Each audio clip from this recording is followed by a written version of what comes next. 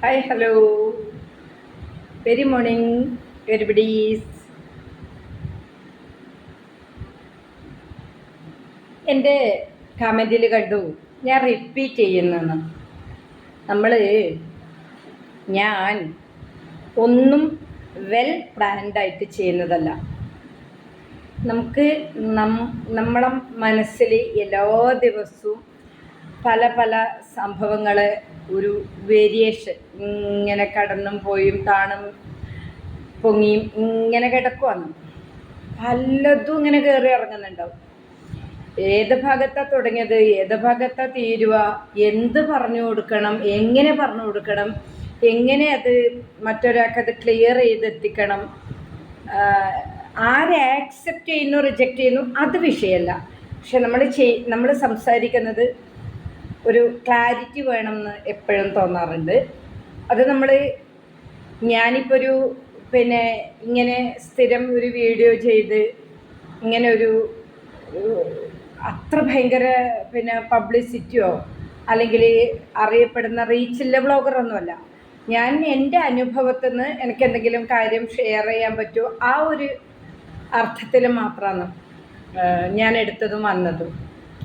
അപ്പോൾ ഈ റിപ്പീറ്റേഷൻ ചിലപ്പോൾ നമ്മൾ എന്തെങ്കിലും പറയുമ്പോൾ ഒക്കെ വന്ന് കയറിപ്പോകുന്നതാണ്. അല്ലെങ്കിൽ പിന്നെ പറയുന്നതും ആ റിപ്പീറ്റ് ചെയ്ത സംഭവമായിട്ട് എന്തെങ്കിലും ബന്ധം കാണും. അങ്ങനെയൊക്കെ വരുന്നതാവാം, ക്ഷമി. പിന്നെ വെള്ളരിക്ക മാങ്ങയും പുളിശ്ശേരിയും കായും ഉപ്പേരിയും വെച്ചു. സമയമൊക്കെ കുറേ വൈകി. പിന്നെ എൻ്റെ വലിപ്പത്തിലൊരു കൊലയുണ്ടായിരുന്നു.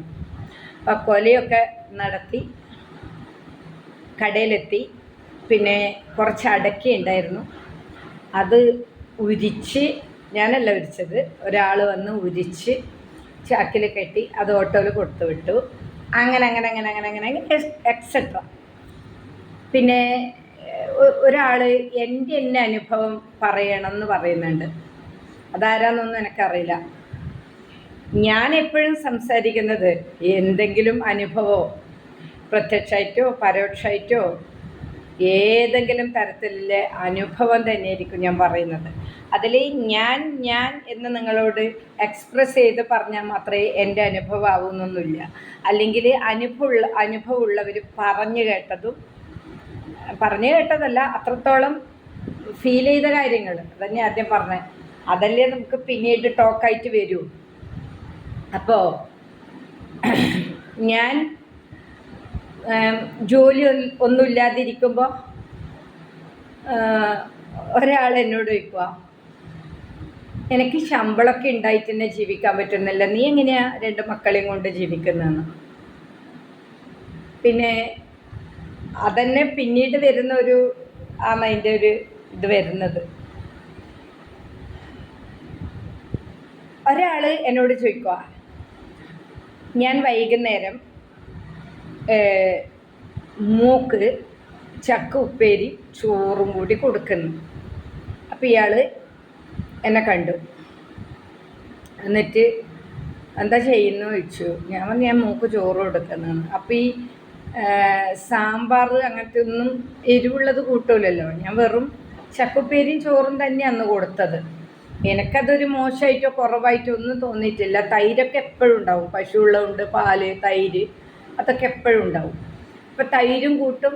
പിന്നെ എരിവുള്ള ഉപ്പിട്ട മാങ്ങയായാലും അച്ചാറായാലും കടുമാങ്ങ ആയാലും സാമ്പാർ അങ്ങനത്തതൊന്നും കൂട്ടില്ലല്ലോ കുഞ്ഞുമക്കൾ. അപ്പം ഞാനിതിങ്ങനെ കൊടുത്തോണ്ടിരിക്കുമ്പോൾ ഇവൻ പോലീസാണ്. ഇവൻ വന്നിട്ട് എന്നോട് ചോദിച്ചു, എന്താവശ്യത്തിനാണെന്നറിയില്ല, ഞാനൊരു മാവിൻ്റെ കീഴിൽ നിന്ന് ഇങ്ങനെ നിന്ന് കൊടുക്കുവാന്ന്. അത് കഴിഞ്ഞിട്ട് പിന്നെ അവൻ വീട്ടിൽ പോയിട്ട് പറഞ്ഞു പോലും, പാവം തന്നെ ഇത്ര ചെറിയ കുഞ്ഞിന് ചക്ക ഉപ്പേരി മീൻസ് ചക്ക വെച്ചത് ആ ചോറ് വന്ന് കൊടുക്കുന്നെന്ന്. പിന്നീട് അറിഞ്ഞത് ഈ സഹതാപക്കാരൊന്നും ഒരു 50 പൈസേൻ്റെ നിലക്കടല പോട്ടെ, ഒരു നാരങ്ങ മുട്ടായി പോട്ടെ, കുഞ്ഞുമക്കളല്ലേ, ഒരു പെൻസിൽ, ഒരു കളർ പെൻസിൽ, ഒരു ചോക്ക് ഈ സഹതപിച്ച് ഒരു മറ്റവന്മാരും ഈ നിമിഷം വരെ തന്നിട്ടില്ല. ഞാൻ ചോദിച്ചു പോയിട്ടുമില്ല. അപ്പോൾ എന്തൊരാത്മാർത്ഥത! ഇതിപ്പോൾ ഞാൻ പറയാൻ കാരണം, നമ്മൾ എങ്ങനെ ജീവിച്ചു കഴിഞ്ഞാലും മറ്റൊരാളെ സിമ്പതി ഒരിക്കലും ആഗ്രഹിക്കരുത്. അല്ലെങ്കിൽ വേറൊരാളെ സിമ്പതി പിടിച്ചു പറ്റാൻ വേണ്ടി നമ്മൾ ഏതെങ്കിലും രൂപത്തിലൊന്നും എക്സ്പ്രസ് ചെയ്യരുത്. നമ്മൾ ഏത് തരത്തിൽ ജീവിച്ചാലും കഷ്ടപ്പെടുമ്പം ഒരാളും ഉണ്ടാവില്ല, പരിഹസിക്കും. ഇപ്പം നമ്മളെ വീട്ടിലൊരു 2 കാറ് കിടക്കുവാണ്. ആ 2 കാറിലും ഒരു ഇൻ കേസ് ഞാൻ പറയുന്ന, ഒന്നിൽ എണ്ണയില്ല, ഒന്നിൽ ടയറും പോയി. അപ്പം അപ്പുറത്തെ വീട്ടിലെ ആൾ പറയും, ഇത് ഇവിടെ കാറ്, എന്താ ഇത് എടുത്തൂടെ എന്ന് ചോദിക്കും. നേരെ മറിച്ച് നമ്മളെ വീട്ടിൽ അതൊന്നുമില്ല, ബ്ലാങ്കാന്ന് വെച്ചോ, ഒരു കാരണവശാലും അവരറിഞ്ഞു അറിയാതെ ഈ വണ്ടി എടുത്തൂടെ എന്ന് ചോദിക്കൂല. കാരണം നമ്മൾ എടുക്കും. ഇല്ലാത്ത സാധനമാകുമ്പോൾ അയ്യോ ഒന്ന് ഓടിക്കാൻ കിട്ടിയിരുന്നെങ്കിൽ, ഒന്ന് എടുക്കാൻ പറ്റിയിട്ടുണ്ടെങ്കിൽ എന്ന് നമ്മളെ വീട്ടിലെ ആൺകുട്ടികൾ സ്വാഭാവികമായിട്ട് ചിന്തിക്കും. അപ്പം അവർ ഒരിക്കലും പറയില്ല എടുത്തോന്ന്. നേരെ മറിച്ച് നമ്മളെടുത്ത് ഉണ്ടെങ്കിൽ ചിലപ്പോൾ നമുക്ക് എണ്ണ അത്യാവശ്യത്തിന് പമ്പിലെത്താനുള്ളതൊക്കെ ഉണ്ടാവും, എന്നാലും പറയും അത് അത്രയല്ലേ ഉള്ളൂ, ഇതെടുത്ത് പോയി എണ്ണ എടുത്തിട്ട് വാ, ഈ വണ്ടി എടുക്ക് എന്നിങ്ങനെ പറഞ്ഞുകൊണ്ടിരിക്കും. ഇല്ലെങ്കിൽ ഒരാളും പറയില്ല. ഇത് തന്നെ എല്ലായിടത്തും എന്ത് സംഭവമായാലും. വീട്ടു ചോറ് ഉണ്ടെങ്കിൽ വിരുന്ന് ചോറുണ്ട്, അതൊക്കെ പണ്ടുള്ളവർ പറഞ്ഞത് കറക്റ്റാണ്. നമ്മളിപ്പം ഒന്നുമില്ലയെന്ന് വെച്ചോ, നമ്മളിപ്പം പിന്നെ കുറേ ഉണ്ട് എന്ന് വരുത്തി ജീവിക്കുന്നവരുണ്ട്. പിന്നെ അവരങ്ങ് പാളീസാകുമ്പം മാത്രമേ മറ്റുള്ളവർക്ക് മനസ്സിലാവൂ അവർ ഓടിയത് കടത്തിലാണെന്ന്. അപ്പോൾ നമ്മളെ മറ്റുള്ളവരെ കാണിക്കാൻ വേണ്ടിയിട്ടുള്ള ധാരാളിത്വവും നമ്മൾ മറ്റുള്ളവരെ കാണിക്കാൻ വേണ്ടിയിട്ടുള്ള സിമ്പതി എല്ലാം നമുക്ക് തന്നെ പണി കിട്ടും. നമുക്കില്ല പോലെയാണ് നമ്മൾ ജീവിക്കുന്നെങ്കിൽ പിന്നെ വേറെ ആർക്കും ഒന്നും ചെയ്യാനൊന്നും പറ്റൂല. സൈക്കിൾ വാങ്ങാൻ പറ്റുമ്പോൾ സൈക്കിൾ വാങ്ങാം, ബൈക്ക് വാങ്ങാൻ പറ്റുമ്പോൾ ബൈക്ക് വാങ്ങാം, കാറ് വാങ്ങാൻ പറ്റുമ്പോൾ കാറ് വാങ്ങാം. കാറ് വാങ്ങുന്നത് സൈക്കിൾ വാങ്ങേണ്ട സ്റ്റേജിൽ നമ്മൾ വാങ്ങിക്കഴിഞ്ഞാൽ തൽക്കാലത്തേക്ക് നമ്മൾ ചുറ്റും എല്ലാവരും ഓടിക്കൂടി മറ്റേ തലയുടെ മന്ത്രം സിനിമയിൽ പറഞ്ഞ പോലെ അയ്യോ ഇതെൻ്റെ കാറാണോ, ഇത് ഞങ്ങളെ കാറാണോ, ഇത് എൻ്റെ കാറാണോ എന്നൊക്കെ ചോദിച്ചിട്ട് കുറേ കളിച്ച് അവസാനം അത് ഉന്തി കൊണ്ടുപോയി. അവസാനം എന്താ അതിൻ്റെ ക്ലൈമാക്സ് എന്ന് ഞാൻ പറയണ്ട, തന്നെയായിരിക്കും എല്ലാവരും അവസ്ഥ. അതുകൊണ്ട് എൻ്റെ അനുഭവത്തിൽ ഞാൻ ആരെ വണ്ടി ചോദിക്കാനും പോവാറില്ല. എൻ്റെ വണ്ടി കേടായിട്ട് ആരും ഉന്താൻ വരേണ്ട സ്ഥിതിയിലേക്കും ഞാൻ എത്തിച്ചിട്ടില്ല. പിന്നെ ഇങ്ങോട്ട് സഹതപിച്ചിട്ട് ആ അവസരം മിസ്യൂസ് ചെയ്യാൻ, അല്ലാണ്ട് എന്നോട് സഹതാപം കൊണ്ടോ അല്ലെങ്കിൽ എനിക്ക് എൻ്റെ വീട്ടിലേക്ക് ഒരു കിലോ അരി വാങ്ങിത്തരാനോ ഒരു ബിസ്ക്കറ്റ് വാങ്ങിത്തരാനോ ഇല്ല സഹതപിക്കലല്ല. ഞാൻ അങ്ങോട്ട് 10 രൂപ ആവശ്യപ്പെട്ടാൽ മാത്രമേ എന്നോട് ഇങ്ങോട്ട് വേറെ എന്തെങ്കിലും ഡിമാൻഡ് വെക്കാൻ പറ്റൂ. അതിനാണ് സഹതപിക്കുന്നത്. അതിൻ്റെ ഒരു എക്സാമ്പിളാണ് ഇനി ഞാൻ പറയാൻ പോകുന്നത്. എൻ്റെ വീട്ടിൽ ഞങ്ങൾ പശുവിനെ കറന്ന് പാല് കൊടുത്ത് അങ്ങനെ തന്നെ വർഷങ്ങളോളം ജീവിച്ചതാണ്. അന്ന് അതിൽ നിന്ന് മോശമില്ലാത്ത ബെനിഫിറ്റും കിട്ടിയിട്ടുണ്ടായിരുന്നു. ഇന്നാണ് അതൊന്നും ഇല്ലാത്തത്. കാരണം നമ്മൾ ഈ വീട്ടിലുള്ളവരെന്നെ അധ്വാനിക്കും അതിന് വേണ്ടി. പിന്നെ കുറച്ച് കൃഷിയുണ്ട്, അതിപ്പോഴും ഉണ്ട്. അങ്ങനെ എപ്പോഴും 1-2 പശു കാണും, പാല്, തൈര്. നമ്മൾ വെജിറ്റേറിയൻസ് ആയതുകൊണ്ട് നമ്മളെ ജീവിതം അങ്ങനെ സ്മൂത്തായിട്ട് പോകും. പക്ഷെ ഞങ്ങളുടെ കയ്യിൽ കുറേ പൈസയോ സ്വർണ്ണമോ അങ്ങനെയൊന്നും ഉണ്ടാവില്ല, അല്ലെങ്കിൽ ഭയങ്കരമായിട്ടുള്ള ഡ്രസ്സുകൾ അങ്ങനെ ഉണ്ടാവില്ല, ഇതുപോലെ കാറുണ്ടാവില്ല. പക്ഷെ ജീവിതം അങ്ങനെ പോകും. അപ്പം അപ്പോഴെല്ലാം പരിഹസിക്കാനായിരിക്കുമല്ലോ ആള്. ഞാൻ ആരെടുത്തും എൻ്റെ ബന്ധുക്കളുടെ അടുത്ത് ഒരു നേരം പോയിട്ടുമില്ല. അപ്പം ഈ എന്നെ വിറ്റ തെണ്ടീൻ്റെ ഭാര്യ വീട്ടുകാരെ കൊണ്ടുവന്ന് താമസിപ്പിക്കാൻ വേണ്ടി ഞങ്ങളെ പറമ്പിൽ വീടെടുത്തിട്ടുണ്ടായിരുന്നു. മുന്നത്തെ എപ്പിസോഡിൽ പറഞ്ഞിട്ടുണ്ട്. ഇപ്പം അവനത് വിറ്റ് പോയി. അപ്പം ആ സമയത്ത് അവൻ്റെ അമ്മായിയമ്മ എൻ്റെ വീടിൻ്റെ അടുക്കള ഭാഗത്തായിരുന്നു ഞങ്ങൾ പശുവിനെ കെട്ടിയിട്ടുണ്ടായിരുന്നു. അത് പണ്ടേ തൊഴുത്തവിടെയാണ്. പിന്നെ ഷെയറാക്കിയിട്ട് വീട് വന്നതിന് നമ്മൾ ഉത്തരവാദിയൊന്നുമല്ല, അത് നമ്മളെ ഉപജീവന മാർഗ്ഗമാണല്ലോ നമ്മളെ പശു. അപ്പം അങ്ങനെ പശു ഉണ്ട്. അപ്പോൾ ഞങ്ങൾ 2-3 ദിവസം കുടിച്ച പാലിന് ഭയങ്കര ടേസ്റ്റ് വ്യത്യാസം. ഈ കുഞ്ഞു മക്കൾക്കടക്കം കൊടുത്തിട്ടുണ്ടെന്ന് നിങ്ങൾ ആലോചിക്കണം. ഭയങ്കര ടേസ്റ്റ് വ്യത്യാസം. അപ്പം പിന്നെ എനിക്കെല്ലാം വേഗം ഈ പട്ടീൻ്റെ സ്വഭാവമുണ്ട് എനിക്ക്. ഞാൻ പെട്ടെന്ന് ഗ്രാസ്പ് ചെയ്യും. അപ്പം ഞാൻ പറഞ്ഞു പാലെന്തോ ചുവയ്ക്കുന്നു. നമ്മൾ സാധാരണ ഫസ്റ്റ് വിരിയുന്ന നെല്ലിൻ്റെ കതിരില്ലേ, അത് നമ്മൾ അരിഞ്ഞ് മുണ്ടോ എന്നൊക്കെ പറയുന്നത് നമ്മൾ അരിഞ്ഞു കൊടുത്താൽ പാലിന് വേറൊരു ടേസ്റ്റാണ്. കാലിത്തീറ്റ മാറിയ പാലിന് വേറൊരു ടേസ്റ്റാണ്.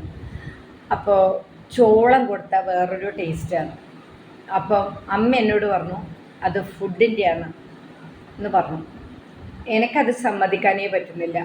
അപ്പം 2-3 ദിവസം കഴിഞ്ഞപ്പോൾ ഞാൻ ഈ പശുവിൻ്റെ അടുത്ത് വെറുതെ അതിൻ്റെ പരിസരം നോക്കിയപ്പോൾ ഒരു കുമ്മായം കലക്കി ഒഴിച്ച പോലെ ഒരു സാധനം ഈ പുല്ലിൽ. ഞാനതെടുത്ത് സ്മെല്ല് ചെയ്തപ്പോൾ വോമിറ്റ് ചെയ്യുന്ന സ്മെല്ല്. ഒട്ടനെ ഡോക്ടറെ വിളിച്ചു. നോക്കുമ്പോഴേക്ക് ഈ പശുവിൻ്റെ ചാണകത്തിൽ ബ്ലഡ് ഉണ്ട്. അന്ന് എനിക്കതും കാണാൻ പറ്റി. സ്ഥിരം ഇത് കഴിച്ച് രക്തത്തോടു കൂടിയ ചാണകവും പാലിൻ്റെ ഇതും. അങ്ങനെ നമ്മൾ ലാബിൽ പരിശോധിച്ചു. വിഷമാണെന്ന് പറഞ്ഞു. ചാണകം പരിശോധിച്ചപ്പോഴും വിഷമാണ്, പോയ്സണാണെന്ന് പറഞ്ഞു. പുല്ല് ഡോക്ടർ നോക്കിയിട്ട് പറഞ്ഞു ഇതൊരു കീടനാശിനിയാണ്. അത് ഒഴിച്ചത് എന്നെ വിറ്റ തെണ്ടീൻ്റെ അമ്മയമ്മ. അപ്പം ഞാൻ എന്ത് ചെയ്തു, ഈ പശുവിൻ്റെ ചാണകവും രക്തവും ഈ പുല്ലിലെ വിഷവും എല്ലാം കണ്ടപ്പോൾ ഞാൻ മോട്ടർ ഓണാക്കിയിട്ട് ഈ പുല്ലിലെ വിഷം എല്ലാം എടുത്ത് മാറ്റി പശുവിനെയും തൊഴുത്തും എല്ലാം ക്ലീനായിട്ട് കഴുകി. അപ്പോൾ കഴുകുമ്പോൾ ഈ സ്ത്രീൻ്റെ വീട്ടിലെ ചുമരിന് വെള്ളം തെറിച്ചു പോലും. ഞങ്ങളെ വീട്ടിൽ അനധികൃതമായിട്ട് കയറി വന്ന് താമസിക്കുകയാണ്. ഈ സ്ത്രീയുടെ വീട്ടിൽ വെള്ളം തെറിച്ചു. അപ്പം അന്ന് ചക്ക ഉപ്പേരി ചോറ് മാത്രമാണ് കുഞ്ഞിന് കൊടുക്കുന്നതെന്ന് പറഞ്ഞ തേണ്ടി എൻ്റെ വീട്ടിൽ കയറി വന്നിട്ട് ലോകത്തെറി നീ കിടന്നിട്ടല്ലേ ജീവിക്കുന്നത്, നീ മറ്റേതല്ലേ മറിച്ചേതല്ലേ, നിന്നെ ഞാൻ ലോക്കപ്പിലിടും, പുല്ല് കൊച്ച് കൊരട്, ഇതിനൊരു മാതിരി തെറി ഈ വീട്ടുകാർക്ക് വേണ്ടിയിട്ട്. അങ്ങനെ ഞാൻ പോയി കംപ്ലൈൻറ്റ് കൊടുത്തപ്പോൾ ഈ നാട്ടിലുള്ള സഖാക്കന്മാർ വിളിച്ച് പറഞ്ഞത് വെച്ചിട്ട് പയ്യന്നൂർ സ്റ്റേഷനിൽ നിന്ന് കേസ് എടുക്കുന്നില്ല. അവസാനം അത് പിന്നെ കേസ് എടുക്കുന്നില്ല എന്ന് കണ്ടപ്പോൾ ഞാൻ കോടതിയിൽ പോയി, ഡയറക്റ്റ് പോയി. അങ്ങനെ കേസെടുത്തു. പിന്നെ അവിടുന്ന് കുറേ നാൾ കഴിഞ്ഞിട്ട് ഇതേ നാട്ടിൽ നിന്നുള്ള പാർട്ടിക്കാരിടപെട്ട് അത് മധ്യസ്ഥാക്കി. ആ മധ്യസ്ഥത്തിന് നിന്നതിൽ ഇപ്പം എനിക്ക് കുറ്റബോധമുണ്ട്. കാരണം അവരൊക്കെ ശിക്ഷിക്കപ്പെടണമായിരുന്നു. കാരണം മിണ്ടാപ്രാണീൻ്റെ ഇതിൽ വിഷമൊഴിച്ചവർക്ക് കൂട്ടുനിൽക്കുക പറഞ്ഞാൽ അതിലപ്പുറം ഒരു ക്രൂരതയില്ല. അതേപോലെ ഞാൻ കുറേ ഡോഗിനെ നോക്കിയിട്ടുണ്ടായിരുന്നു. അവർക്കും ഇതേപോലെ കുപ്പിയിട്ട് കൊടുത്തിട്ടും വേഷം ഇട്ട് പാമ്പിനെ കൊന്ന് പട്ടിക്കൂട്ടിലിടും, ട്യൂബ് പൊട്ടിച്ചിടും, കുടിച്ച കുപ്പി കൊണ്ടിടും. അങ്ങനെ എപ്പോഴും പ്രശ്നമാണ്. അപ്പോൾ ഞാൻ ഈ പശുവിൻ്റെ ആവശ്യത്തിന് പോയപ്പോൾ എനിക്ക് അറിയുന്നൊരു പോലീസുകാരൻ എന്നോട് പറയാം, ഈ പരാതി നിങ്ങൾ തന്ന പരാതി വായിച്ചപ്പോൾ ഞങ്ങൾ കുറച്ച് ആൾക്കാരെ വിളിച്ചു.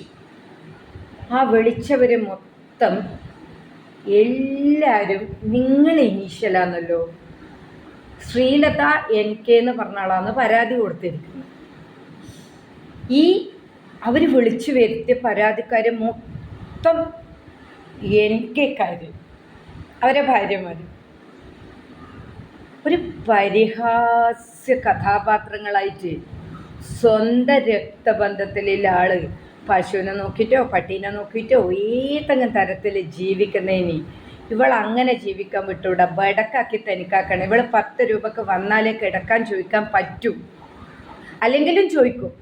കുറച്ചും കൂടി കെട്ടുറപ്പോടു കൂടി ചോദിക്കണമെങ്കിൽ നമ്മൾ അവരുടെ അടുത്ത് പോകണം, നമ്മൾ ആശ്രയിക്കണം, നമ്മളവരെ സിമ്പതി പിടിച്ചു പറ്റണം. അവർ 3 നേരം ഫുഡ് കഴിക്കുമ്പോൾ കിട്ടുമോയെന്ന് വെച്ചിട്ട് നമ്മൾ മക്കളെയും കൊണ്ട് പോയിട്ട് അവരെ തിണ്ണ നിരങ്ങണം. ഈ തിണ്ണ നിരങ്ങാത്തതുകൊണ്ട് സ്വന്തമായിട്ട് ജോലി ചെയ്യുന്നതിൽ മണ്ണിടാൻ വേണ്ടി, എൻ്റെ കഞ്ഞിയിൽ പാറ്റിയിടാൻ വേണ്ടി, എൻ്റെ അതേ ഇനീഷ്യലില്ല, എൻ്റെ രക്തബന്ധുള്ള, എൻ്റെ ചുറ്റുമുള്ളവർ വർഷങ്ങളോളം തെമ്മാടിത്തരം കഴിച്ചു. പക്ഷെ ഞാൻ തോറ്റു കൊടുത്തിട്ടില്ല. അന്നും ഇന്നും ഞാൻ തോറ്റു കൊടുത്തിട്ടില്ല. ഞാൻ മാരക രോഗങ്ങൾക്ക് മാത്രമേ ഞാൻ കീഴടങ്ങൂ. ഞാൻ സഖാക്കന്മാർക്ക് കീഴടങ്ങൂല. എന്നെ അടിച്ചമർത്താനും ആക്രമിക്കാനും വരുന്നവർക്ക് ഞാൻ കീഴടങ്ങൂല. പിന്നെ എൻ്റെ തെമ്മാടിത്തരം ചെയ്ത് രക്തബന്ധം കാണിക്കാത്ത ഒരു ബിസ്ക്കറ്റിൻ്റെ മുട്ടായിൻ്റെ നിലക്കടൽ വാങ്ങിയിട്ട് എൻ്റെ മക്കൾക്ക് കൊടുത്ത ബന്ധമില്ലാത്ത പരനാറിച്ചെറ്റകൾ ഞാൻ എൻ്റെ പട്ടിക്കാട്ടത്തോടെ ഉപമിക്കുന്നു. അത്ര ഉപമിച്ചൂടെ. ചിലപ്പോൾ അതിൽ നിന്ന് ഗ്യാസൊക്കെ കിട്ടും, ഈ വേസ്റ്റിൽ നിന്ന് ഗ്യാസ് കിട്ടും. ഞാൻ ആഹാരം കൊടുക്കുന്ന ആടിൻ്റെയോ പട്ടീൻ്റെയോ പശുവിൻ്റെ വിലയൊന്നും 7 അയലത്തെ പോവാൻ യോഗ്യതയില്ലാത്ത തെമ്മടികളാണ് എന്നെ ദ്രോഹിച്ചത്. എന്നെ ദ്രോഹിച്ച തെമ്മടികളാണ് ഈ ചോദിച്ച മാഷും ഈ ചോദിച്ച പോലീസും ഗൾഫിലുള്ളവനും മിലിറ്ററിയും അതിൻ്റെ പുറത്തവനും ഇവരൊക്കെ എൻ്റെ ഒരൊറ്റ സിമ്പതിയിൽ ജീവിക്കുന്നവരാണ്. അതിൻ്റെ അപ്പുറം ഒരു ചട്ടിയുണ്ട് പോക്സോ, അവനുമൊക്കെ എൻ്റെ സിമ്പതിയിൽ ഇന്ന് ജീവിക്കുന്നവരാണ്.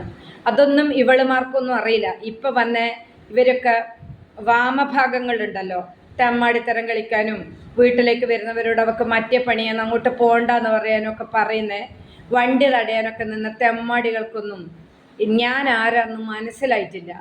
ഇവരെ ഭർത്താക്കന്മാരെ ആവശ്യം എന്നാന്നുള്ളത് ഈ ഭാര്യമാർ മനസ്സിലാക്കിയിട്ടില്ല. അവിടെയാണ് അവരെ വീക്ക്നെസ്. ചില പരാജയം, ചില നമ്മളറിഞ്ഞോ അറിയാണ്ട് ചെയ്യുന്ന നമ്മളെ ലൈഫിൽ വന്നു പോകുന്ന പ്രതിസന്ധികൾ, ഏറ്റക്കുറച്ചിലോട് വരുന്ന പ്രതിസന്ധികളിൽ ചുരണ്ടാനും രക്തം കുടിക്കാനും അട്ടേൻ്റെ സ്വഭാവം കാണിക്കുന്ന ബന്ധുക്കളൊക്കെ ഉണ്ടാവും. എനിക്കെന്താ പറയാനുള്ളത്, നമ്മൾ ആരോഗ്യം ഉണ്ടെങ്കിൽ, നമ്മളെ മനസ്സിനും ശരീരത്തിനും ആരോഗ്യം ഉണ്ടെങ്കിൽ ഒരു രക്തബന്ധത്തിലോ ഒരു അയൽവാസികളോ ഒരു ആൾക്കാരെടുത്തും നമ്മളൊരു 10 പൈസക്ക് പോകരുത്, ഒരു ഉപകാരത്തിന് പോകരുത്.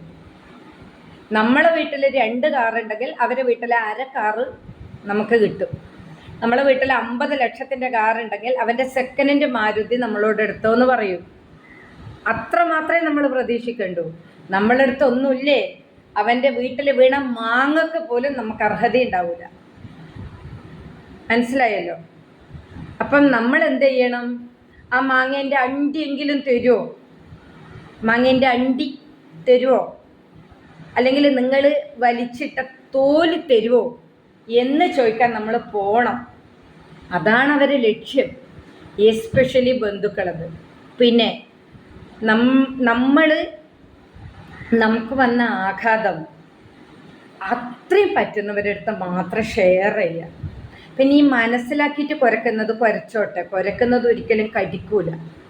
നമ്മൾ ബന്ധുക്കളല്ലാത്ത വിശ്വസിക്കാൻ പറ്റുന്ന ആൾക്കാരുടെ അടുത്ത് മാത്രം. ഇപ്പം ഞാനൊരു ഉദാഹരണം പറയാം. ഒരു ഭാര്യയും ഭർത്താവും കൂടി പോകുമ്പോൾ ആ ഭർത്താവ് നമ്മളോട് ഒരിക്കലും ഇങ്ങനെയാക്കുന്ന അല്ലാണ്ട് സംസാരിക്കാനൊന്നും വരില്ല. നേരെ മറിച്ച് ഭാര്യ ഇല്ലാത്ത സമയത്ത് അയാൾ ബൈക്കും കൊണ്ട് പോകുമ്പോൾ നമ്മളടുത്ത് നിർത്തിയിട്ടില്ല, ഇത് എവിടെ പോന്ന്, അതെയോ ഇന്ന് നിനക്ക് പോകണ്ടേ, ലീവാന്നോ, ഓ എന്താ ഇങ്ങനൊരു വല്ലാത്ത ക്ഷീണം, എന്തേ എന്നൊക്കെ ചോദിക്കും. പുറകെ ഭാര്യയിലും കയറ്റി പോകുന്നതാണെങ്കിൽ ഈ ചാപ്പ ഊപ്പ അമ്പൂക്കന്മാർ പേടിച്ചിട്ട് പോകും. ഇയാൾക്ക് ഈ അസുഖമുള്ളത് ഭാര്യക്ക് അറിയുന്നുണ്ടാവില്ല. അവിടെയാണ് പെണ്ണുങ്ങളെ പരാജയം. നമ്മൾ പച്ചക്കഥ പറഞ്ഞു കഴിഞ്ഞാൽ അവരെ അസുഖം നിൽക്കും, അവരെ അഹങ്കാരമൊക്കെ നിൽക്കും. ഭാര്യനെയും കൂട്ടി യാത്ര ചെയ്യുമ്പോൾ മറ്റൊരു സ്ത്രീയോട് സംസാരിക്കാൻ ഭയവും, ഒറ്റയ്ക്ക് പോകുമ്പം ക്ഷീണവും, നമ്മളെ ശരീരത്തിൻ്റെ അളവെടുക്കാൻ വരുന്ന ഭർത്താക്കന്മാരാണെങ്കിൽ അവരെ ക്വാളിറ്റി നമ്മളെ മനസ്സിലുണ്ട്. അതുകൊണ്ട് അവരെങ്ങനെ ഏത് വഴിക്ക് പോയാലും അത് നമ്മളെ ബാധിക്കുന്ന പ്രശ്നേ അല്ല. നിങ്ങൾക്കെല്ലാം ഇങ്ങനത്തെ അനുഭവം ചിലപ്പോൾ ഉണ്ടാവും. ഇനി നിങ്ങളെ വീട്ടിലുള്ള ആണുങ്ങളായാലും നമ്മളെ വീട്ടിലുള്ള ആണുങ്ങളായാലും അങ്ങനെ ഒരു സ്വന്തം ഭാര്യേൻ്റെ മുന്നിൽ വെച്ച് മറ്റൊരു സ്ത്രീയോട് സംസാരിക്കാൻ ഗഡ്സ് കാണിക്കുന്നില്ലെങ്കിൽ, അവർ രഹസ്യമായിട്ട് ഗഡ്സ് കാണിക്കുന്നുണ്ടെങ്കിൽ അതൊരു വലിയ അസുഖത്തിൻ്റെ ഭാഗം തന്നെയാണ്, അല്ലേ? അത് അവരറിഞ്ഞു കഴിഞ്ഞാൽ അവർക്ക് മനസ്സിലാവും അവരെ ഭർത്താവിന് എത്രത്തോളം ഗഡ്സ് ഉണ്ട്, എന്തെല്ലാം രോഗമുണ്ട്. ഇതൊക്കെ പറഞ്ഞു കൊടുത്തു കഴിഞ്ഞാൽ ഈ കുറേ രോഗമൊക്കെ നിൽക്കുന്നതേ ഉള്ളൂ. അതുകൊണ്ട് നമ്മൾ ഈ രോഗമുള്ളവരോട് ഭാര്യയുടെ ഒപ്പം അവർ പോകുന്നുണ്ടെങ്കിലും ഒറ്റയ്ക്ക് പോകുന്നുണ്ടെങ്കിലും അത് നമ്മളെ വിഷയമല്ല, അത് നമ്മൾ മൈൻഡ് ചെയ്യരുത്. അങ്ങനത്തെ ചെറ്റ പോകുമ്പോൾ അവൻ ഭാര്യ ഇല്ലാത്ത സമയത്ത് അളവിന് വന്നിട്ടുണ്ടെങ്കിൽ പോടാ എന്ന് പറയാൻ നമുക്ക് പറ്റണം. പോടാ എന്ന് പറയാൻ പറ്റണം. ഭാര്യ ഇല്ല സമയത്ത് നമ്മളെ അളക്കാൻ വരുന്നുണ്ടെങ്കിൽ അത് അവൻ്റെ ആണത്വം, അതൊന്നും നമുക്ക് അറിയേണ്ട കേസല്ലേ അല്ലേ? അങ്ങനെ ഒരുത്തനും വരില്ല. അവൻ്റെ ആവശ്യങ്ങൾ വീട്ടിലേതും കഴിഞ്ഞ് ഈ നമ്മൾ പറയില്ലേ കൊപ്പരയെല്ലാം കൊത്തി നമ്മൾ അരക്കാൻ വെച്ചിട്ട് ബാക്കി വിറ്റുന്നു, സ്വന്തം ആവശ്യം കഴിച്ചിട്ട് ബാക്കി വിൽപ്പനക്ക് തയ്യാറായിട്ട് നടക്കുന്ന പല ആളും ഉണ്ട്. അപ്പം അവരെ ആവശ്യങ്ങൾ കഴിച്ച് അവരെ ബാക്കി വേസ്റ്റ് എടുക്കാൻ നിൽക്കുന്നവരാണോ നാട്ടിലെ പെണ്ണുങ്ങൾ മുഴുവൻ? നാട്ടിലെ ഭർത്താവോ കഴിവോ പൈസ ഇല്ലാത്ത വിഷമിച്ച് ജീവിക്കുന്നവരെല്ലാം മറ്റുള്ളവരെ വേസ്റ്റ് എടുക്കാൻ നടക്കുന്നവരാണോ? പരപുരുഷ വേസ്റ്റിന് നിൽക്കുന്നതാണോ എല്ലാ സ്ത്രീകളും? ആണോ? സ്വന്തം കുടുംബത്തിൽ നടക്കാത്ത കാര്യം ഉണ്ടെങ്കിൽ അവൻ അവിടെ തന്നെ വല്ല മുരിക്കിനോ മരത്തിനോ അല്ലെങ്കിൽ ഏതിൻ്റെ മേലെങ്കിലും അങ്ങ് കയറുക, ചാടി കയറുക അല്ലേ? കുറേ കയറിയാകുമ്പോൾ അവരെന്നെ ചികിത്സിച്ചോളൂ. അല്ലാതെ സാമ്പത്തികമായിട്ടില്ലാത്തവരുടെ അടുത്തോ ഒറ്റപ്പെട്ട് ജീവിക്കുന്നവരെടുത്തോ തൻ്റെ ഇടത്തോട് ജീവിക്കുന്നവരെടുത്തൊന്നും വന്നിട്ട് വേസ്റ്റ് ചിലവാക്കാൻ നോക്കി അതൊന്നും നടക്കുന്ന കാര്യമല്ല. അത് നിങ്ങൾ മനസ്സിലാക്കണം. കുടുംബത്തിൽ കഴിച്ചതിൻ്റെ ബാക്കി വേസ്റ്റിനെ വരുന്നതെന്ന്.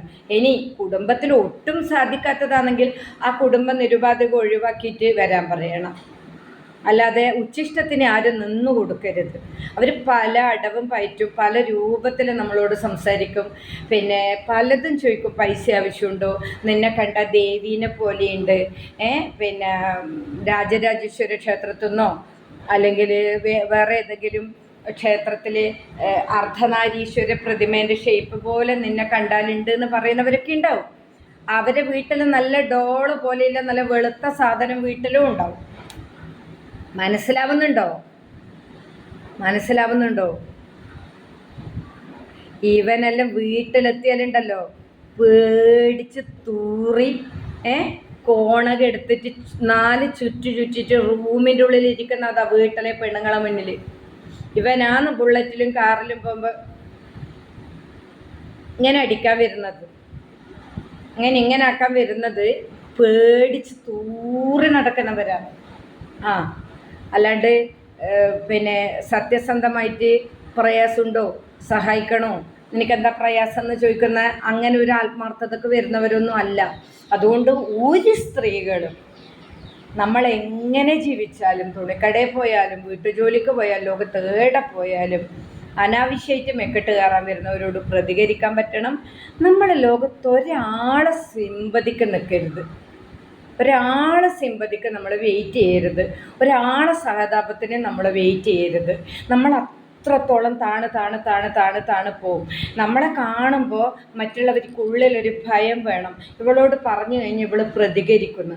അവർ ചിലപ്പോൾ അവൾക്ക് മറ്റേ പണിയാണ്, അവൾ ആൾ ശരിയല്ലാത്തവളാണ്, അവൾ 5 കല്യാണം കഴിച്ചവളാണ്, അത് 10 ആൾ കൂടെ കിടക്കുന്ന എന്ത് വേണമെങ്കിൽ പറഞ്ഞോട്ടെ.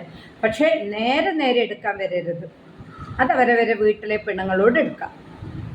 നിങ്ങൾ ജാതകം എഴുതിക്കോ, ദൂരം നിന്ന് 10 അടി ദൂരം നിന്നിട്ട് എന്ത് ബാനർ വേണമെങ്കിലും നിങ്ങൾ എഴുതി കെട്ടിക്കോ. പക്ഷേ എൻ്റെ വീട്ടിൻ്റെ കടയിൽ വന്ന് കെട്ടാൻ ഞാൻ സമ്മതിക്കില്ല. നിങ്ങൾ മറ്റേ പറമ്പിലോ അടുത്ത പറമ്പിലോ അതിൻ്റെ അടുത്ത പറമ്പിലോ കെട്ടിക്കോ. എൻ്റെ ഗേറ്റിന് കെട്ടാൻ ഞാൻ വിടൂല, എൻ്റെ റൂമിലേക്ക് കെട്ടാൻ ഞാൻ വിടൂല, എൻ്റെ മെയിൻ ഡോറിൽ കെട്ടാൻ വന്നാൽ ഞാൻ വിടൂല.